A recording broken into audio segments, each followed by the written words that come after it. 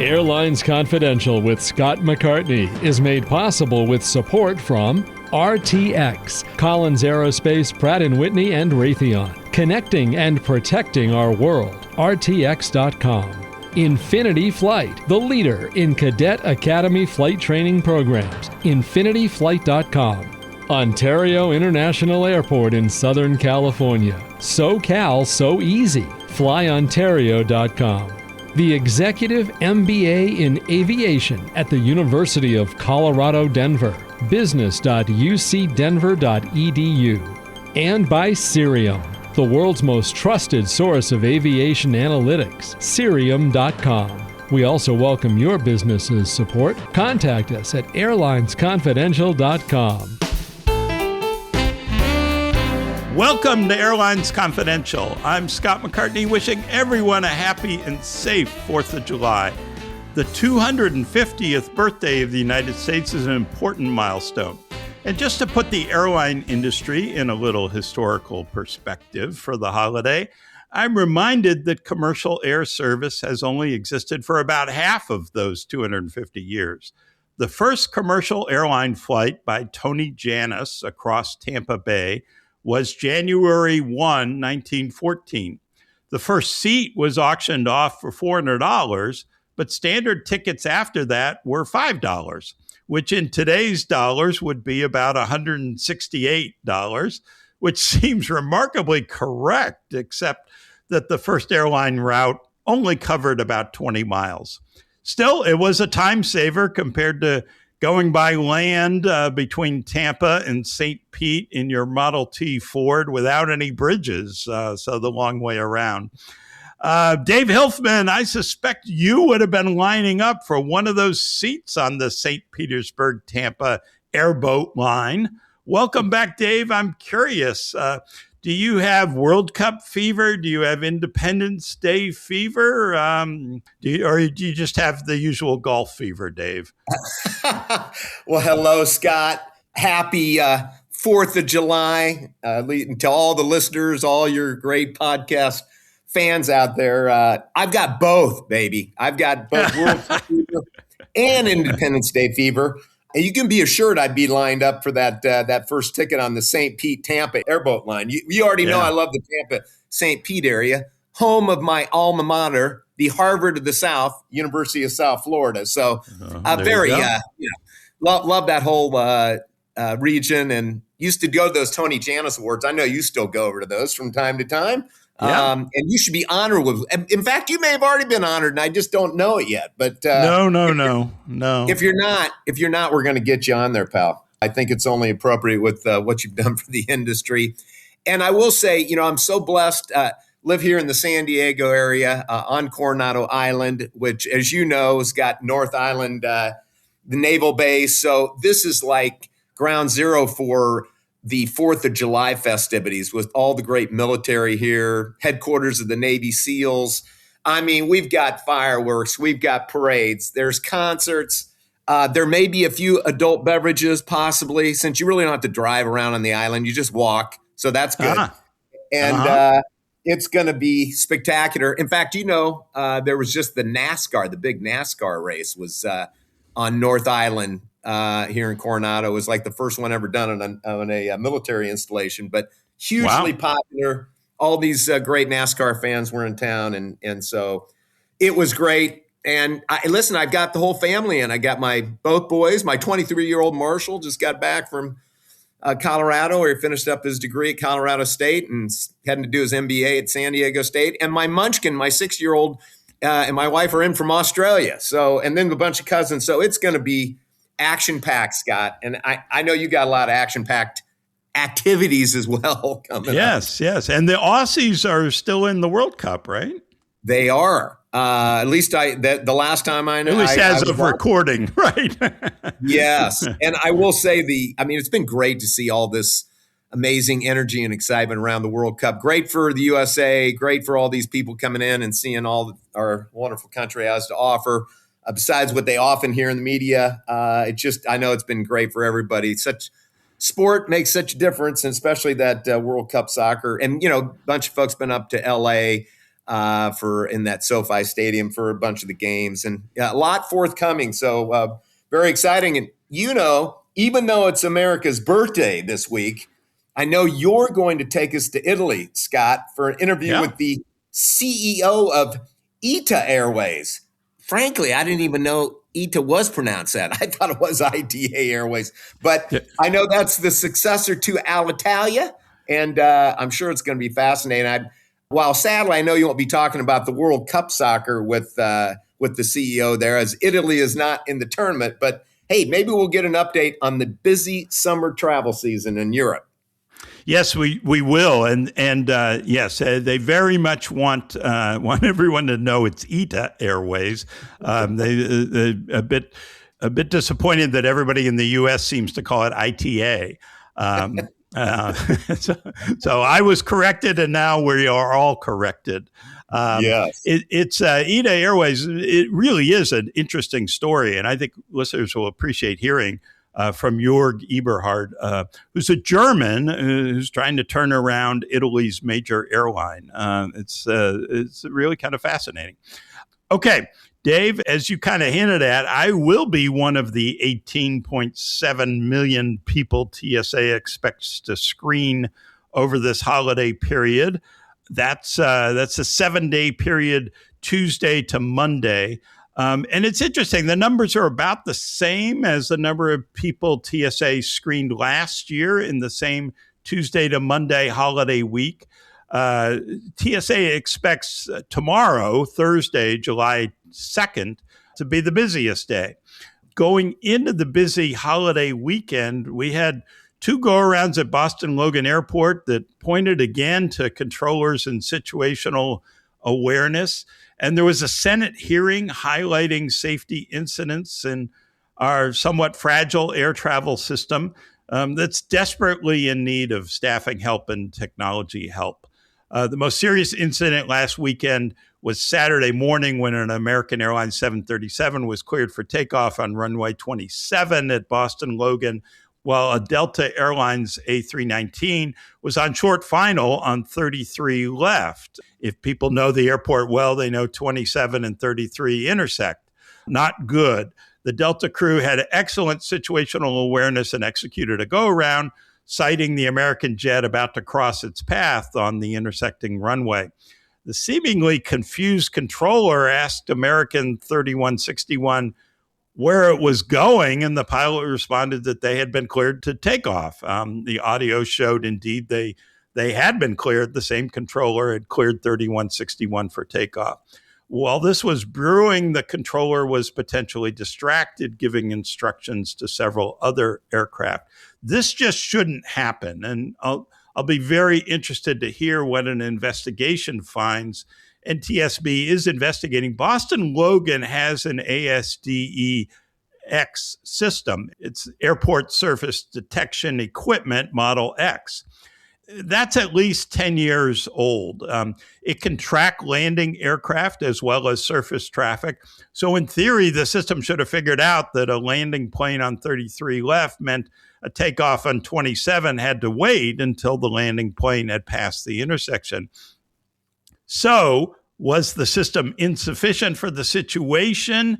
Did it not pick up the landing aircraft? Did it fail to alarm as it should have? Were the alarms ignored? The American flight should have been warned about landing traffic and frankly should have questioned the takeoff clearance. They probably could have seen the Delta jet on short final. The controller should have been warned about the conflicting instructions he gave. Thank goodness the Delta crew figured out the situation and took the appropriate action. Yeah, couldn't agree more, Scott. And, it's something we've talked about many times, and so many of your other co-hosts have talked about this subject. I mean, we have a very safe air traffic system here in the United States, but it could be better yet. We're lucky that we have such great people who do have situational awareness at top of mind always. They're trained in that. Generally, the equipment works, but we just have to do better. And I know everybody's got to stay vigilant, and that's what our great crews from all the airlines are trained. And we know that the air traffic controllers get great training and are being taught and get experience out there, but still too many of these incidents. In fact, beyond the one you mentioned at Boston Logan, there was just an issue about American Airlines having to abort takeoff in Miami because of a business jet on the runway. And, still some issues here there yet to be probably figured out, although it seems like maybe the biz jet was at fault this time. In the end, of course, it doesn't matter whose fault. We just can't have this stuff happening. We need to, just get the equipment and the staffing, up to what we know are much better levels in technology and ultimately to be able to avoid any of this happening, right?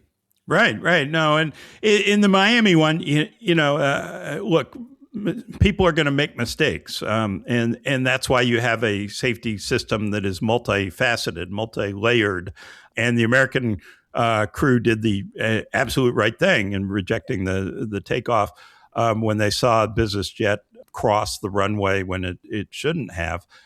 But still, I just think part of that multi-layered system is technology, and there's better technology out there. Part of that multi-layer system is not only pilot situational awareness, but controller situational awareness.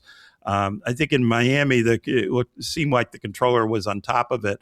So, we'll have to see as all this gets investigated. Look, there have always been runway incursions. There have always been go-arounds and rejected takeoffs. And that stuff happens. We probably hear about it more than we used to. But at the same time, the system is full. The system is busy for the capabilities that it has, and I think stretched quite a bit. So we need to be vigilant on this stuff. We do, and not to to be on that soapbox, but why not? Because you've talked about it so many times, and I know we have got great listeners who are influential people in Washington, D.C., involved with policy and budgets, and we just need to continue the acceleration of funding for, all this equipment and training, just to give everybody the best chance to ensure to get to zero, which is almost impossible on some kind of incidents or situations, but that should always be the goal, right? Perfection in that. Amen. That's absolutely what we're trying yes, to do. and amen to more funding. And that, that was what came out of the Senate hearing this stuff is happening. And, we need a new air traffic control system and we need it fast. And Congress has only made a down payment so far. We need more funding. Yes. And again, thanks to those in Congress that did see the light and voted yes. And we're, that you got to go in incremental steps, but it needs to be accelerated. And everybody knows this. This is just it's just crazy sometimes when you think, this should be an impartial scenario. This is a bipartisan, and it's for the, betterment of the country and every American, regardless of parties and all that. So again, I know we've talked about it a lot, but for those that are listening and have influence, we could use some more help, and let's keep speeding up the process and of course, make an even a good system even better. And that's what everybody deserves in the country. Speaking of government investigations, Scott, the Government Accountability Office, the GAO, they came out with a report full of findings we already know. But it's interesting, confirmation, and an important reminder. And that is that the report showed that even with industry consolidation and big problems for the discount airline sector, airfares haven't gone way up after adjusting for inflation. Of course, the research was done before the Iran war drove fuel prices and ticket prices way up recently. But over the past 2 decades, while 8 airlines became the big 4 and competition was reduced on some routes, but at the same time, the study found that inflation-adjusted domestic airfares were generally lower in 2024 than 2 decades ago, even when including ancillary fees. And so I've always made the argument, flying is an incredible value versus so many other products and services that have seen extraordinary increases in price, even if they seemed reasonable. I mean, if you looked at like tickets to Disney, which are awesome, and it's a great experience, but if you looked at that compared to 20, 30, 40 years ago, college educations, again, very important. But if you look at it relative to the increase in flying, obviously the airfares get such notoriety, right? There's such media coverage. And so it's just a very personal issue and seems to get unfair kind of coverage in my personal opinion, not surprising coming from the airline industry, but it's incredible how much value the public gets from these airfares, even in the midst of a lot of increased costs, whether it's aircraft and obviously paying our crews more over the decades and all the other things that go with it. So this study is important. Congress ordered the GAO to review competition and consolidation in the FAA Reauthorization Act of 2024. So the bottom line is what we've been saying. Yes, the discount sector is struggling to figure out how to compete. Yes, big airlines have taken away a lot of the advantages that discount airlines traded on, mainly price, since the big guys have found ways to match it and do it in a decent economic fashion. Yes, consolidation has made it tougher for discounters to compete. Obviously, frequent flyer programs, for example, have become much more powerful money-making operations, and those are largely dominated or the domain of the big airlines. Yes, consolidation has concentrated market share in many markets, but what is also true is that despite all of those changes, this is still a brutally competitive, low-margin business, and air travel is still a bargain for most consumers. Really fascinating, really important for people to know. They may not realize just what a great bargain it is out there, but if you look at the numbers, the data, and the statistics, and this report bears it out, you're getting a smoking deal when you're flying if you're willing to, be flexible and look around. Right, Scott? It's pretty amazing, really, what a bargain air travel is today. Yeah, no, I think this is, this was an important study, there have been studies, that sort of short-term studies that had found airfares went up after consolidation. Yeah, okay, but this study took the long, broad view, and basically I think what it shows us is you had a whole lot of competition when you had 8 major airlines or 8 big network competitors. But by the way, they weren't making money. And bankruptcies were common and all that. And now you're down to 4. And it turns out there's still a lot of competition with 4. And that competition has really, as you say, resulted in the bargain, the air travel, even bigger bargain today. So I just think it's really interesting. There are people still bemoaning the lack of competition from consolidation. And I think the study and a lot of other evidence would say, you know what? That's wrong. We do have a very competitive industry across the country. You could point to this market or that market, and you could point to, hey, we lost Spirit Airlines, so it's not as competitive. Well, I don't think that's the case anymore. It is competitive, not only the 4, but you have Frontier and JetBlue and Alaska and other airlines adding a lot of competition into the marketplace. It is really very much a competitive industry, certainly compared to other network businesses. I mean, look at the cellular phone industry or banking or whatever, where industries where size matters. Still, they've seen a whole lot more price increase, I think, than the airline industry. No question, it's just a very robust, competitive marketplace. And like you said, yes, there's isolated areas where a carrier may have more concentration, but you can still find great deals. And I know we've chatted about this. I've mentioned it on a previous show or two. There may be less names of airlines and paint jobs, but there's still a very similar, if not more, seats out in the marketplace, and you can get great deals. And so, it's a tough business. People have found ways to operate, still offer great value, great deals. People are obviously, they've separated out now services that you want or don't want to pay for. And I think it's been good for the consumer in the long haul. And this study that just as you talked about, it bears it out. Yeah. And by the way, shout out to GAO. Somebody at one of the GAO folks highlighted the study to me, sent it to me, and I thank them for that. I had heard about it previously, but thank them for that. And I heard back that GAO is a big fan of Airlines Confidential. So there we go. Hey, love it. Love the GAO folks. Good job, guys. Yeah. Thanks for listening.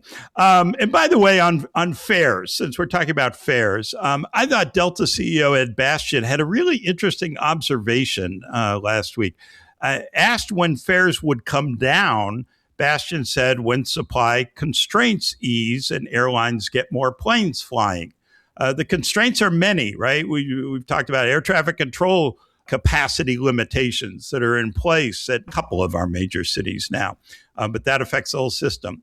There are airport gate limitations at key airports. There's slow deliveries from Airbus and Boeing because of supply chain issues, like getting enough new engines or enough new seats for airplanes, or in Boeing's case, getting new airplanes certified.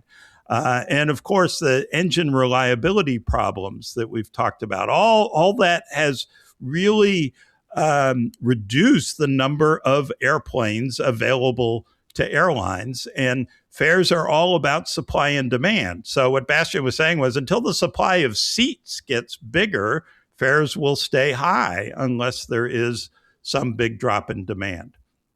Speaking of the supply of seats in the skies, Aviation Week had separate interviews with the CEOs of Boeing and Airbus ahead of the Farnborough Air Show. And it was striking to me how different the two sounded, two completely different views of the future. First, Boeing's CEO, Kelly Ortberg, who, by the way, has done an amazing job, I think, getting Boeing back on track, even though he's been in the job less than 2 years still. Ortberg talked about ramping up 737 production on a new airplane. He said what he hears over and over for customers is get the existing product to be more reliable before you worry about the next new airplane. That's mostly an engine issue, but you can certainly see the logic in prioritizing better durability for existing engines before billions of dollars gets pumped into developing the next new generation of engines. Ortberg said, quote, "There's no reason to launch an airplane until the market is ready." He added, "There's no question that the time frame is moving to the right," in other words, getting extended out further, moving to the right in terms of when the airplane is going to be available. Okay, makes sense. But the message is a lot different from Airbus CEO Guillaume Faury. He said Airbus is pressing forward with an A320 replacement aircraft at a brisk pace, hoping to launch the program in 2030. That's 4 years away, with deliveries in the back half of the next decade. So think 12 years or so from today. Airbus has firmed up its timeline and is deep into research on different options for wings, fuselage, propulsion system, engines, right, and industrial systems. Discussions are happening with suppliers on issues like new engines. We are very focused, very committed, he said. And he could hardly contain his glee. This is what I love. He could hardly contain his glee upon hearing Boeing's slow-go outlook for the future. Told that Kelly Ortberg suggested Boeing's timeline on the 737 replacement was likely to move further out in time, Faury responded simply, "Perfect."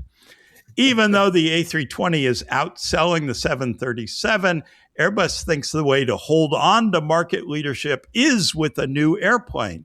An interesting quote: "We want to be mastering the time.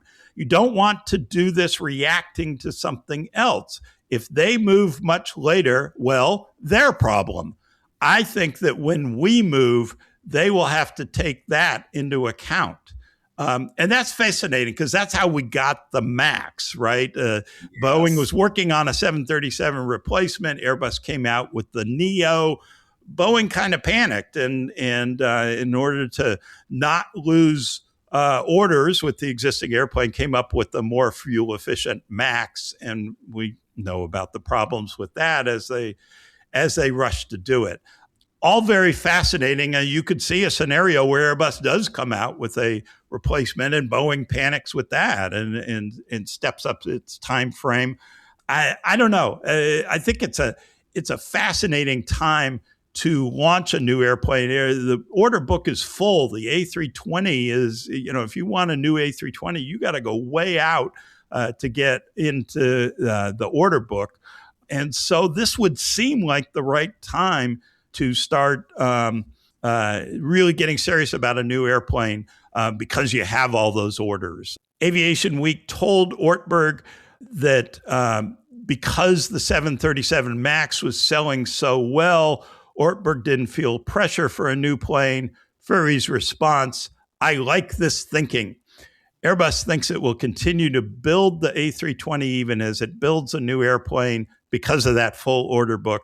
Some airlines will want the existing, some will be interested in the new airplane. Same market, two views. Pretty darn fascinating, Dave. It is, Scott. And I got to say, first off, for Kelly Ortberg, I think he has done a magnificent job with Boeing and getting refocused, getting through all the challenges and issues. I mean, it's a great company. Obviously, have gone through the issues that are well documented. But to see them come back so strong, become more efficient, the quality of their products, the reliability, things that the airlines that he obviously is talking about is critical. Get everything right now, and then worry about the future. Although it does harken back. I was even thinking when they kept talking about the 757 replacement, which it never quite come out with. Here comes the A321 XLR, and we know the history and the story now on that. But I would be shocked, even after the CEO, Mr. Ortberg, says that they're just focused on today's aircraft and doing it all right.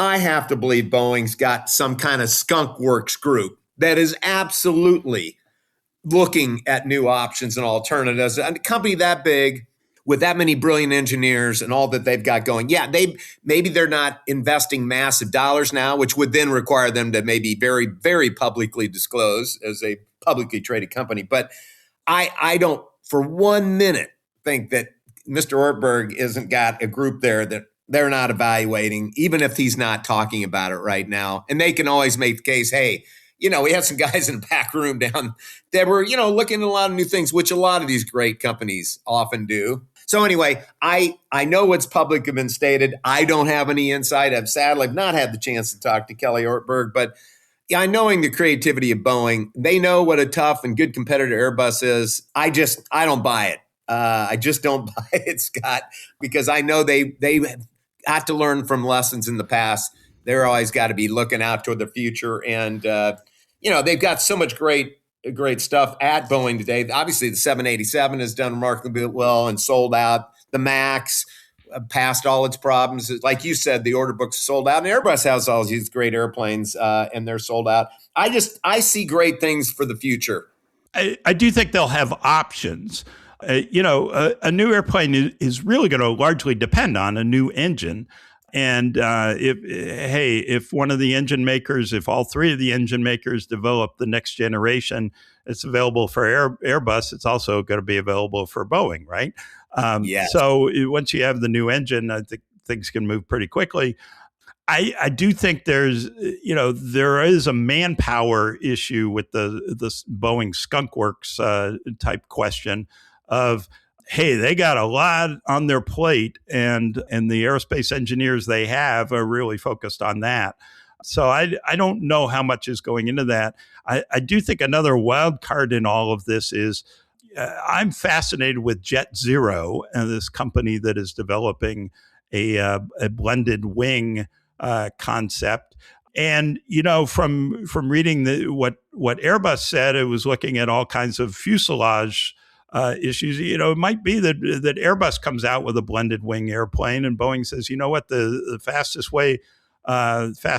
thing for us to do is to buy Jet Zero. And maybe say, something like that happens. Jet Zero just broke ground on its factory in Greensboro, North Carolina. There are several top former Airbus people involved in that. A lot of good people involved in Jet Zero, and I think a really interesting project that's got money and orders and everything else behind it. So I think that Boeing will have options, and maybe they are willing to either play catch up or sort of leapfrog. Okay, Airbus, you go with your new airplane, but we're going to be 10 years later, but it's going to be better, or who knows? Points well made, and I guess we'll just have to stay tuned. But it's exciting. It's great when two tough competitors, right, are trying to improve things and looking to the future, obviously not only for the benefit of consumers and their airline clients, but for their shareholders too. So the only other thing I'd add is a 737 replacement can't come soon enough for me. The 737 is 1960s design. We need a new airplane.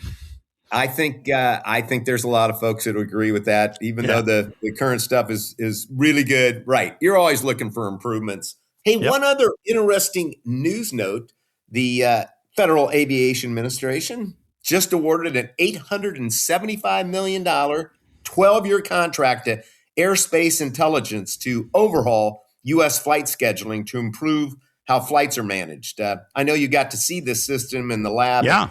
FAA headquarters, right? When you were visiting with FAA Administrator Brian Bedford. Yeah. They say, right, the FAA will use the new system to ensure adequate capacity for air traffic demand and provide data for the management of flights. Say that the system will use data to prevent significant congestion and delays by strategically coordinating schedules and trajectories before aircraft depart. Any other insight on that, Scott? Yeah, a couple things. First of all, they had three really good companies competing to develop this system. The first one they showed me was the Airspace Intelligence System. It clearly was more advanced, it seems, than the others. It looked fantastic. It had all kinds of capabilities. And what really impressed me was I knew some of the people in the room who were working on this from previous stories about air traffic control technology. They were the right people to have. I mean, that was exciting to me. You walk in and you say, "Oh, okay, you know what you're doing. I'm really glad to see you here." And so that was exciting. I think this is a system that can really help. The other thing about it, when Brian and I were talking about it, and it was not part of the recording, but we were talking about it, and Brian said, he'd shown it to airline CEOs, and Bob Jordan from Southwest said, wait a minute, you want to take over our scheduling? The FAA is going to start scheduling flights. Well, no, it's a great question, but that's not exactly, but the FAA is going to be more active in managing airline schedules. And I think, this has to happen because you can't have airlines, dumping 82 flights at 8 a.m. on a runway that can handle 26 or, that kind of situation. Yes. So the FAA is going to get smarter about how airlines can schedule. And I think that will make the system more reliable. But this system will also give them, it can look at, airlines now have cameras on the gates, so you can see where the catering truck is and if the aircraft's been fueled and all that kind of stuff from an operations center. Well, the FAA will have access to that too. There will be they'll know when Gate 26 is going to push back at C26 at DFW or that kind of thing. And there are a lot of ways the FAA command center can tap into, air traffic control communications. When there's an emergency, they can monitor it. There's lots of stuff that they can do with this system that'll be, I think, really beneficial. And the price tag seem really pretty reasonable for what they're getting. Yeah, well, it's pretty shocking when you say, $875 million, kind of a drop in the bucket, but compared to what we've spent in government across so many other things out there, it really is a wonderful return on investment. And like I said, that technologies, including all that the AI is bringing, and I'm not an expert in that at all, but you just can see what it's doing, the computing power and so much that brings to bear. You got to imagine this could help out immensely, as long as it's not restraining the airlines from being creative in their scheduling. But like you talked about, and I know that's what the schedulers will be concerned about, each of the airlines, but you got to work within a system, right, that is reliable and safe. And, like you said, you can't schedule 82 flights if only 25 flights are reasonably can be accommodated, right? So better to get ahead of that and plan for it. Right. And Southwest can't control American schedule, United schedule, and anybody else, right? That's the job of the FAA, and they need to get smarter about it. Air traffic control modernization really is about computing power and how far the system can see what's going to happen in advance, and how the system can see what the impact of that thunderstorm as it moves across an area is going to be, and all of that. And the more capabilities of a system, I think that's only going to help the human controllers do their job better. Couldn't agree more. All right, time now to thank our sponsors. Thanks to Cirium for making this podcast possible. Cirium offers the most accurate and precise data and analytics. Yes, we need data and analytics to enable airlines to optimize planning, operations, and passenger services. The right intelligence drives operational efficiencies, enables you to predict market shifts, and helps airlines respond quickly to maximize revenue, manage costs, and seize commercial opportunity. Visit Cirium.com for more. And we know that the FAA is also a user of Cirium data. So very, very important, and deep appreciation for Cirium's support of the podcast. We also want to thank Ontario International Airport, which just launched the ONT BOLD program, a proposed vision to transform the airport's facilities to streamline the passenger journey while also creating jobs, growing the regional economy, and building on ONT's legacy as a global gateway. The program includes plans for a new terminal, a multi-story parking garage, upgrades to existing terminals, enhanced roadways, and new utilities. The ONT BOLD program is early in the planning phase. Visit flyontario.com/bold to learn more and join the journey to ONT's boldest chapter yet.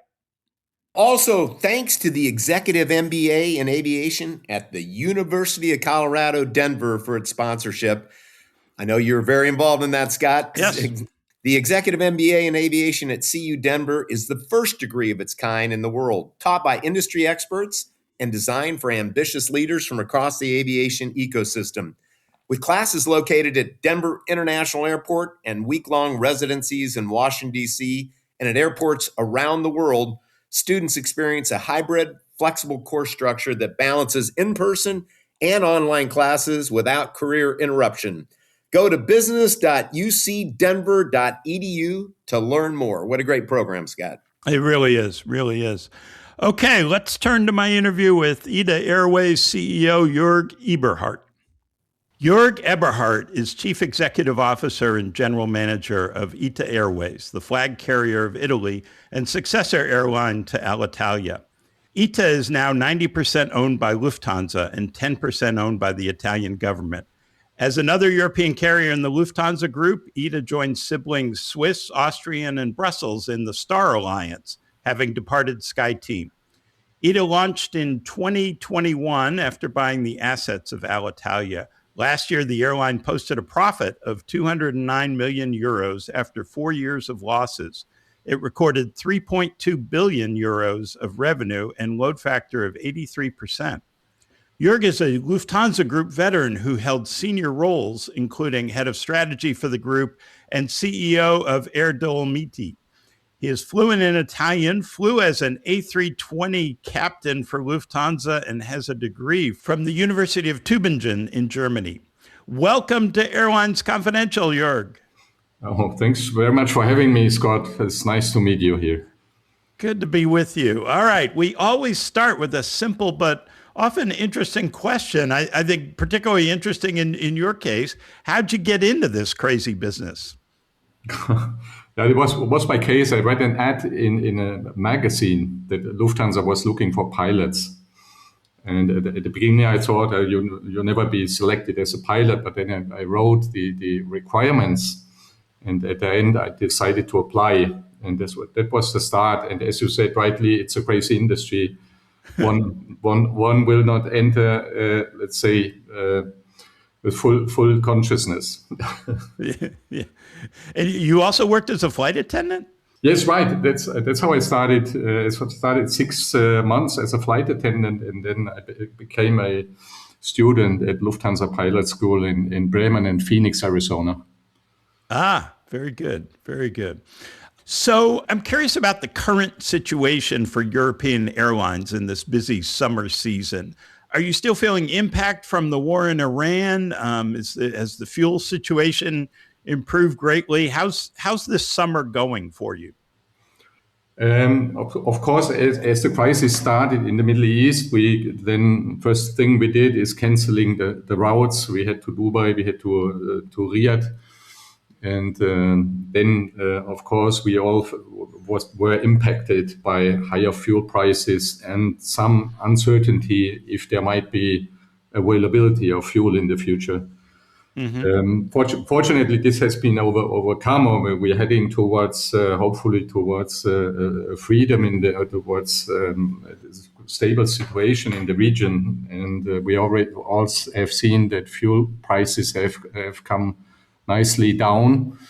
Not yet where they have been before the crisis, but this allows us at least to restart hedging operations for next year. For this year, we were covered quite well, with 80% on Jet A1.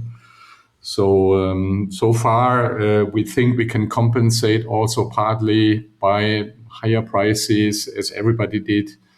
But as the situation, as the tension will not be the same anymore, it will be easier in the next month and until the end of the year to recover. And what's your thinking on being so heavily hedged? Obviously, that worked out well this year. It doesn't always work out well, but what do you think about hedging?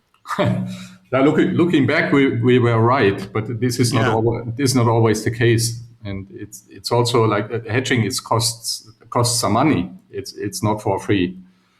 And we also seen the big American carriers not doing hedging. So right. They might have to keep more liquidity in order to bridge situations where you have rapid increases of fuel prices. We could do so as well, but the difficulty in Europe is that everybody is doing hedging. So we cannot talk to each other about this, but if we were all the same opinion not to do hedging anymore, the US model could be interesting as well. And then there's always a question, how are the levels you hedging, depending on the overall situation. But of course, it's not a very easy topic to be decided. Yeah. So you joined ITA less than 2 years ago. I'm curious what you found when you got there, and more specifically, maybe how much of Alitalia remains at the airline. Alitalia was often viewed as a jobs program. The Italian government kept it going because it didn't want tens of thousands of people out of work. Is that still part of the legacy, the challenge that you inherited? No, I don't think so.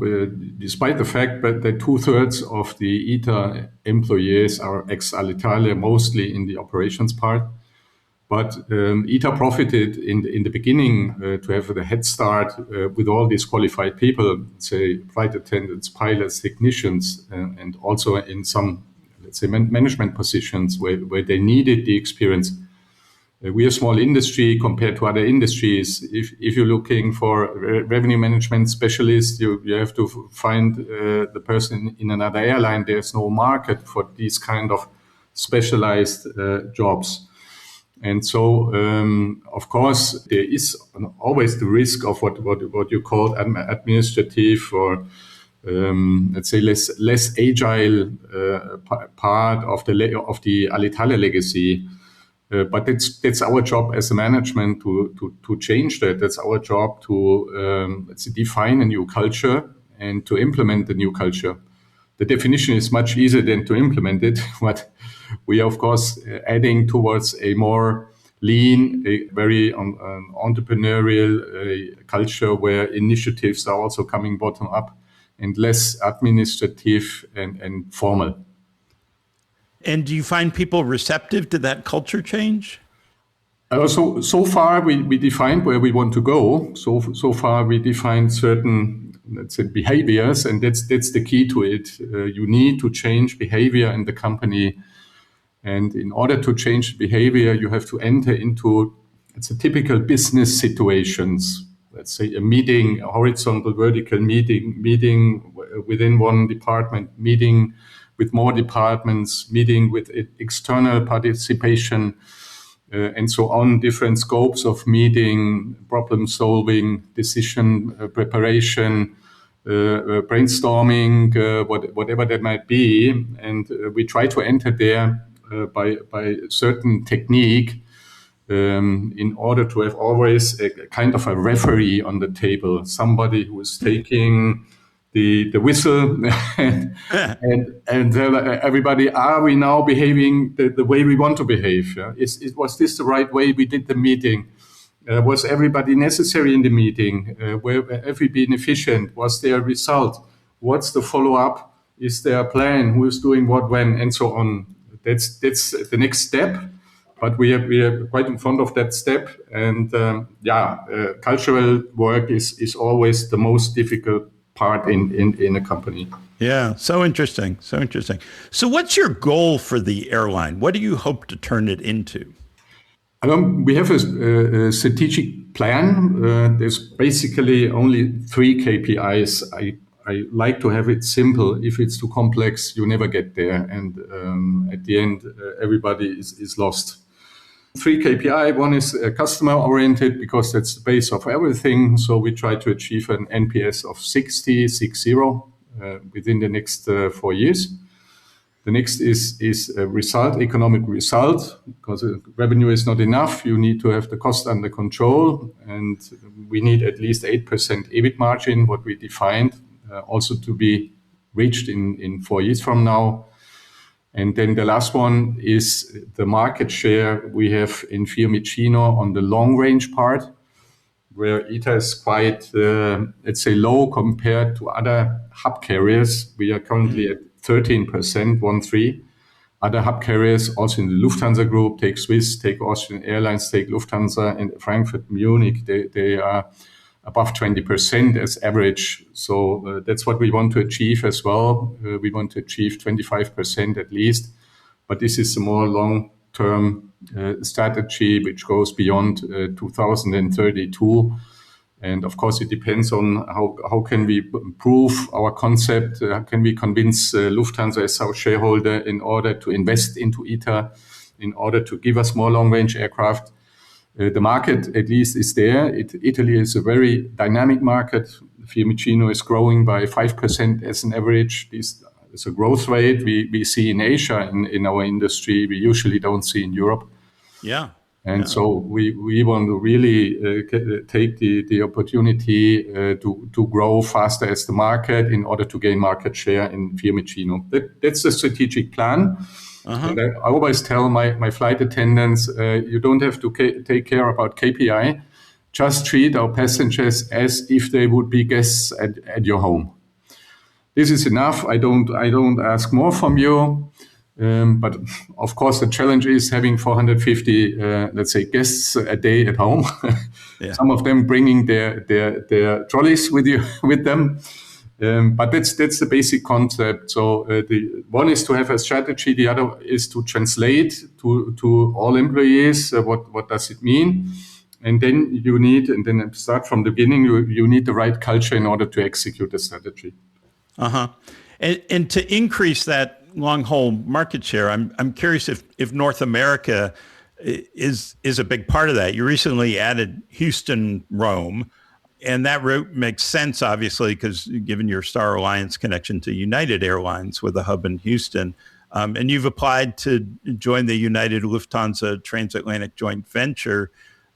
So how is North America going? Is that the key to future expansion for you, the U.S. market? Yeah, the US market is crucial for us. It's our biggest market when it comes to long-range flights, to wide-body aircraft. And as you said, we added Houston from 1st of May. We're quite satisfied with the first month. We even made a profit. Okay, it's not in May. You should also make a profit, but if it's really the first month of operation, it's not a given thing. And we see even more potential in the US when we can join the joint venture Lufthansa Group has with United and Air Canada. But the first step in order to do that is to apply for merger control. As you mentioned, Lufthansa now executed the option to come to 90%. And in order to have this, let's say, active, we have to ask the merger control authorities, not only in the US, but also in 19 other jurisdictions of the world. US is, of course, the most important, but we also have to ask Japan. But when it comes down to Egypt, because they have a merger control law.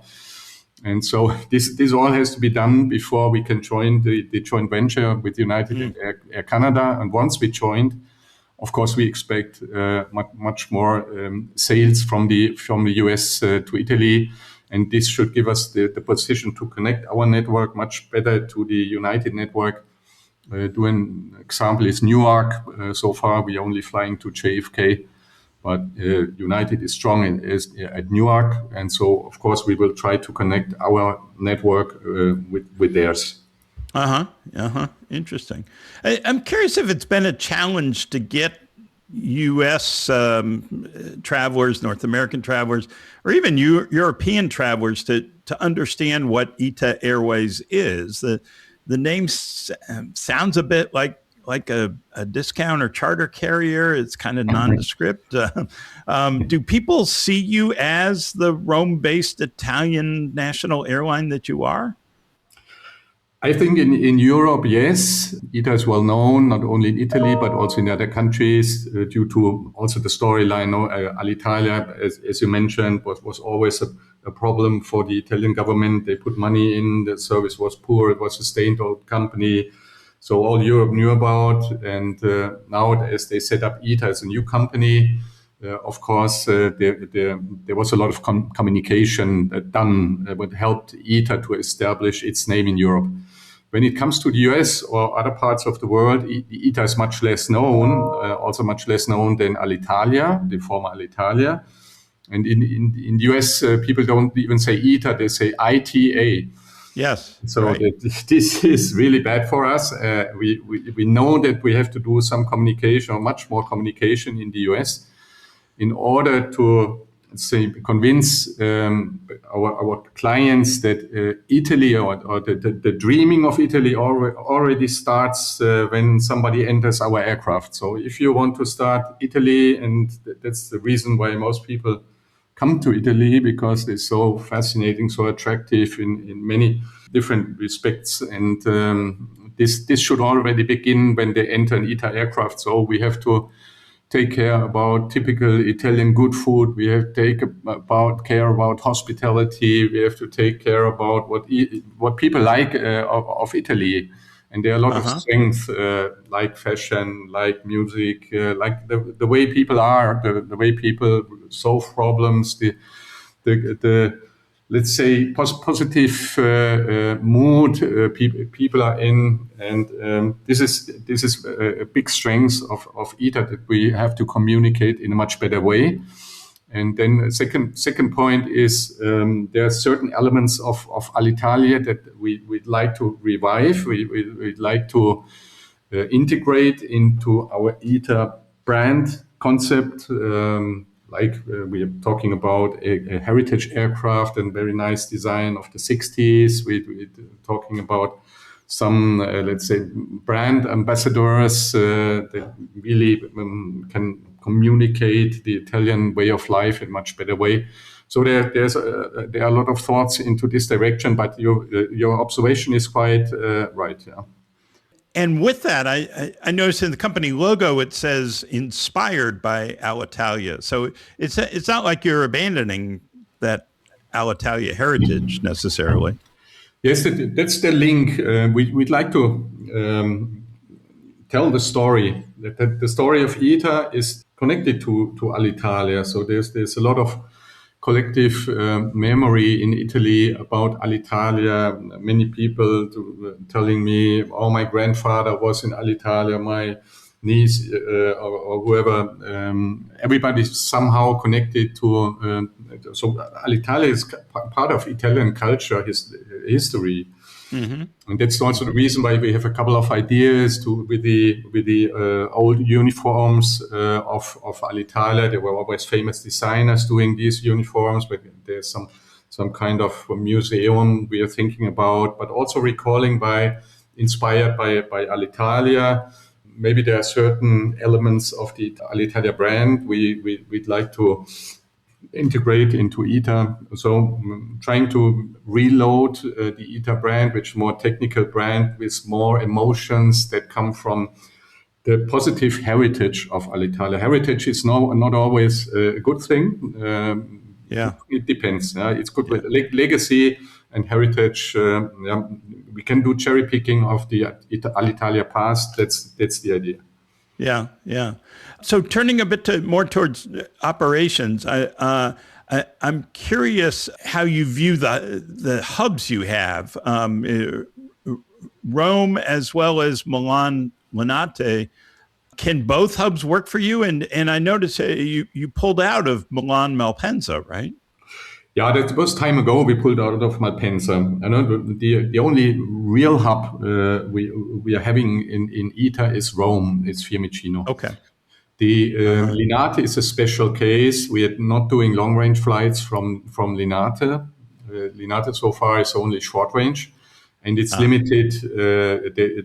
There's coordinated. Let's say if you want to have a slot in Linate, it's not possible tomorrow. There's a long queue. The movements are limited, and so we have still a slot portfolio in Linate as ITA, but we are just doing flights, domestic flights or flights within Europe. We don't do any intercontinental flight from Linate. The airport was never designed to do that. Malpensa was designed to do that.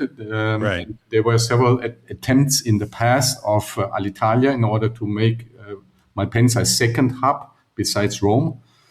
But it takes a while to create a critical mass for a hub. It's at least, I would say, 15 to 20 wide-body aircraft, and then a nice feeding structure. And then you need also a strong local catchment. And now we're concentrating, as I said before, about the strategy on the market share at Fiumicino. We couldn't afford in the same time to set up a hub in Malpensa. This would simply not possible. The investment would be too big. And then having two hubs in an airline with 100 aircraft would be too much. So interesting. Okay. And where do things stand with your narrow bodies in terms of Pratt & Whitney engine issues? That's still an issue for us. Really a sad situation. Still have 20 aircraft, a narrow body parked in Fiumicino, and I always pass and see these aircraft. It reminds me of this, let's say, mess. We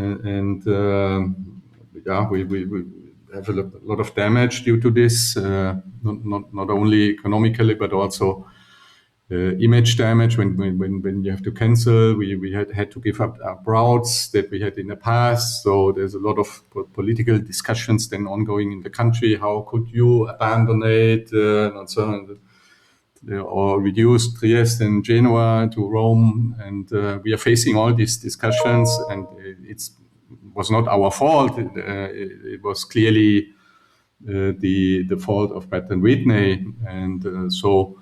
We calculated our damage, which was quite remarkable.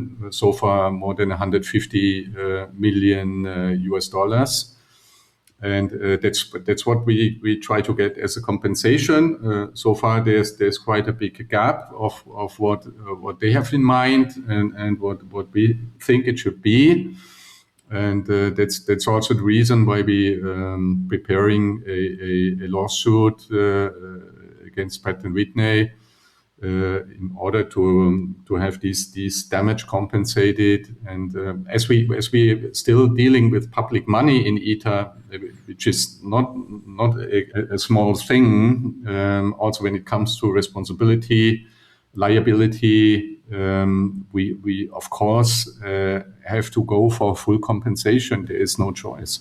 Yeah. Okay. So to sum it up, what's ahead for ITA? Sounds like you have a full plate of things to do, but what do you expect for the next year or two? Yeah, that's right. We would like to grow. We're still looking for aircraft in long-range aircraft, which is not very easy in the current market situation. Boeing, Airbus, both are sold out until 32, 33. So we have to look into the used aircraft market, and we identified maybe 2 units for 2028. It could be a 359 if we are lucky, but at least we're working on it.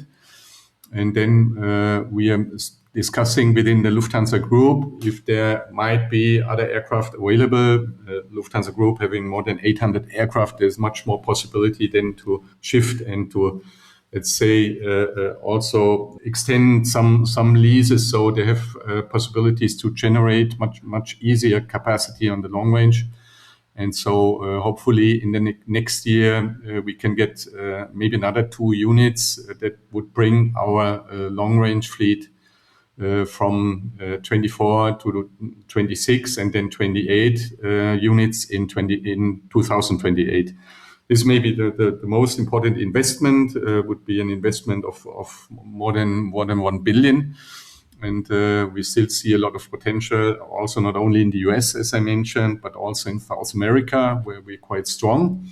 We're looking into destinations. Currently, Caracas could be an interesting destination. And then tomorrow also Lima and maybe Santiago, which is a historical destination, or was historical destination of Alitalia. There are a lot of ties between Italy and South America. There's more than 35 million Brazilians having Italian roots. There's more than a million Brazilians with Italian passport. There's even more in Argentina, also in the other South American countries. So we see a big potential for ITA to expand into South America as well. Well, good luck with it all. I look forward to checking back in with you someday down the road and see how it all goes. But wish you great luck with all the challenges ahead. Thank you so much, Scott. It would be nice meeting you one day in person. For the time being, stay well. Yes.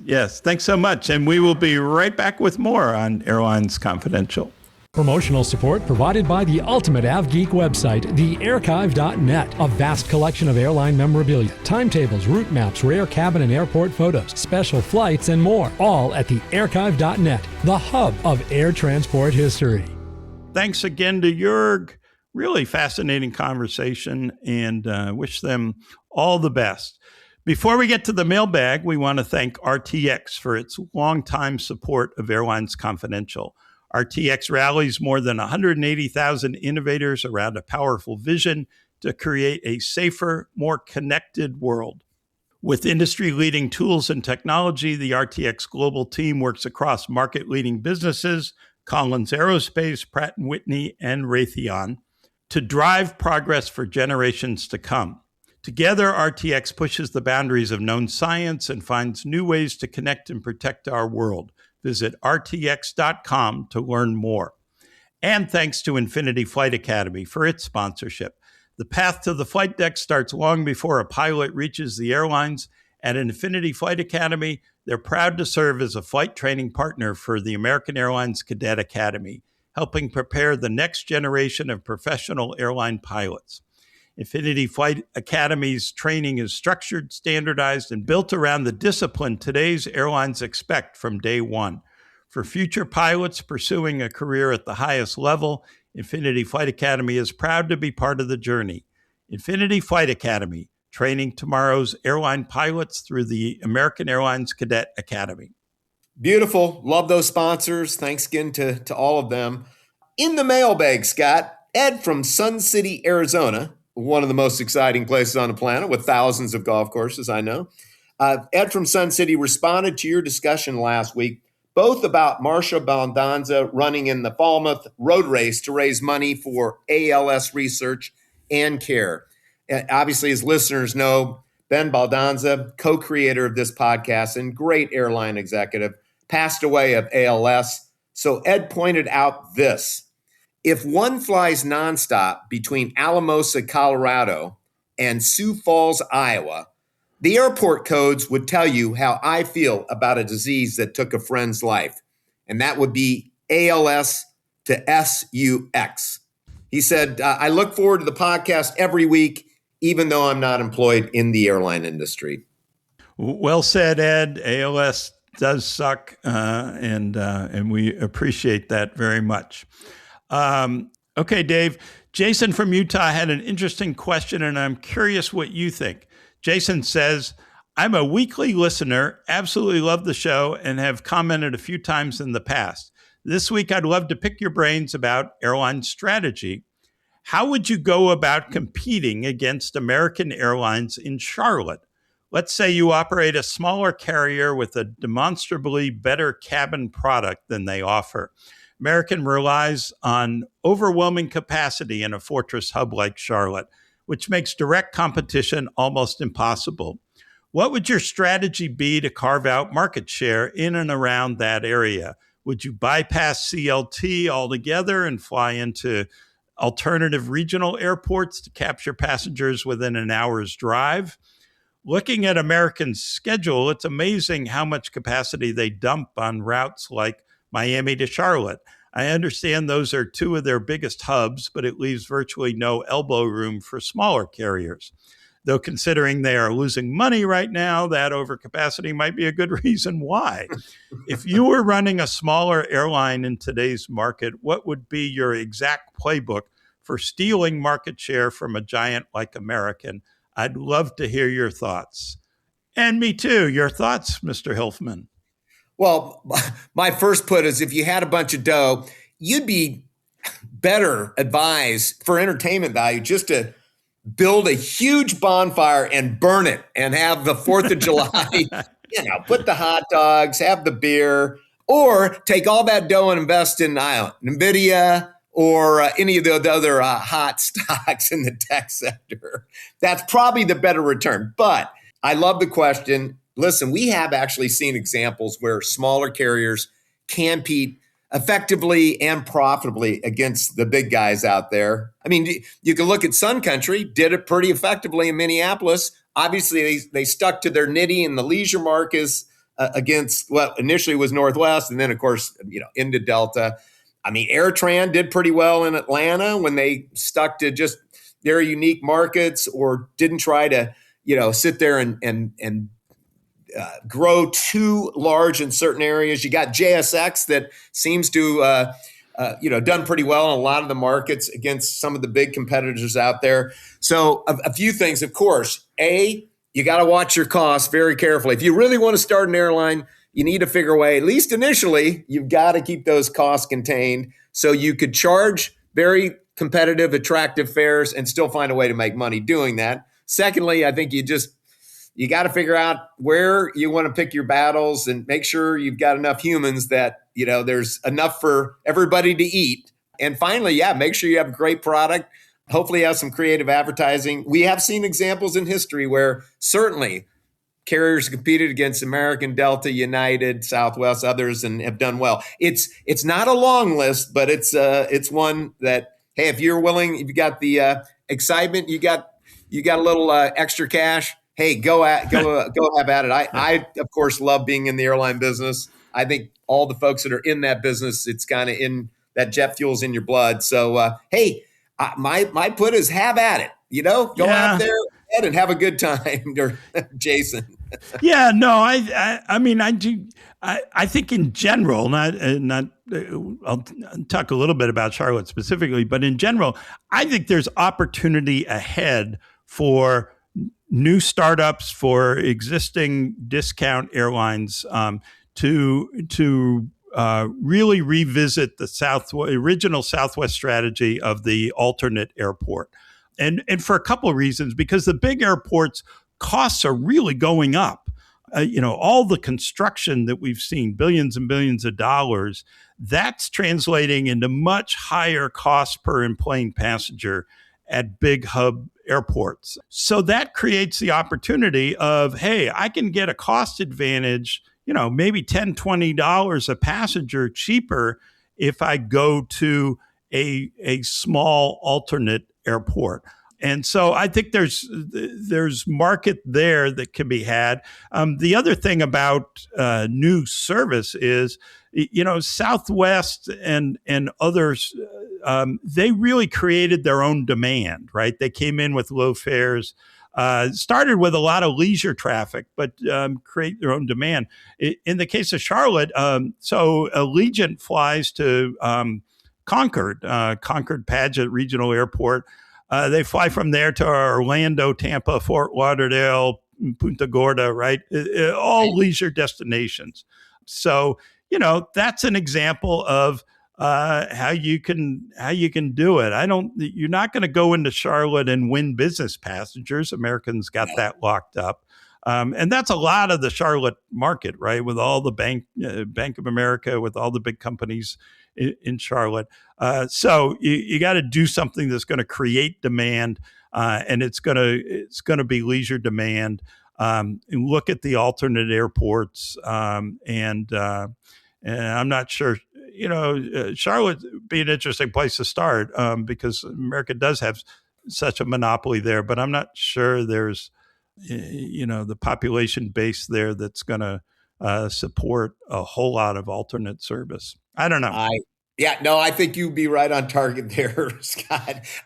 It would be fascinating. I'm sure America would be thrilled to have somebody start up something in Charlotte. Yeah. But Jason has a great question.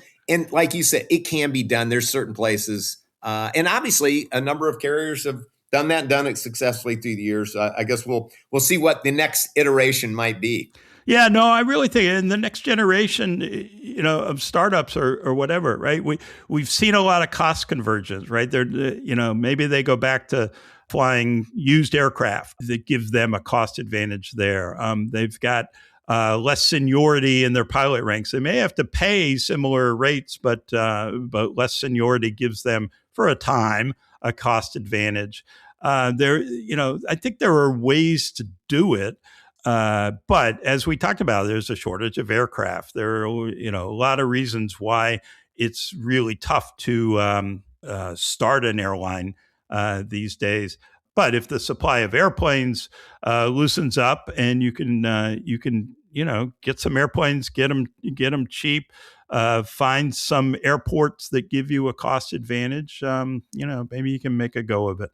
Sure. And in fact, we could tell Jason that, you look at Avelo, right, that has gone through different phases of its growth and, accelerated and pulled back a little bit. Mr. Levy's done a good job there. Obviously, Breeze has been quite impressive. And, I don't know how these guys are doing financially at the moment, a bit challenged with fuel prices, of course, elevated, but They clearly have people that believe in it, got customers that are loyal to those carriers, and seem to have good product, and investors are hanging in there. So it's possible, and we've seen examples of that through time, and I'm sure we'll see more. So Jason out there from Utah, you ought to go ahead and get it, get a pitch deck going, get out there, see if you can generate a little interest, and you might be running your own airline someday. And we'll have you on the show, right? Awesome. Absolutely. Absolutely.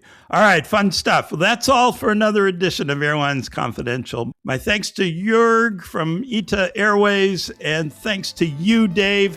Yep. So long, everyone. Thanks so much for listening. Thanks to you, Scott. Have a great vacation with the family. Look forward to talking with everybody down the road. Have a great 4th of July, everyone. We'll be off next week, but back July 15th with co-host Maya Liebman. Have a wonderful holiday. This podcast is produced by Mass Media. Info@massmedia.net.